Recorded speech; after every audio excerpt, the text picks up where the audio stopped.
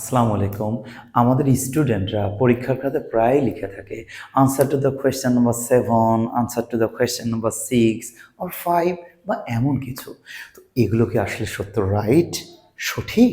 সেটাই একটু জানার চেষ্টা করব, কেন সঠিক বা কেন নয়। Answer to the question number 7 নম্বর প্রশ্নের উত্তর। এবং আমরা জানি যে আর্টিকেল দি বসানো হয় বা কোনো আর্টিকেল বসানো হয় কোনো কিছুকে নির্দিষ্ট করার জন্য। কিন্তু যখন 7 কথাটা দেয়াই আছে যে কোশ্চেন নাম্বার কত 7, তাহলে ওটা নির্দিষ্টই কিন্তু রয়েছে, এখানে আর নির্দিষ্ট করার কোনো দরকার নেই। তাই যদি আমরা দা ব্যবহার করি এটা হয়ে যায় বাহুল্য দোষ বা redundancy. So is it right? No, it is completely wrong.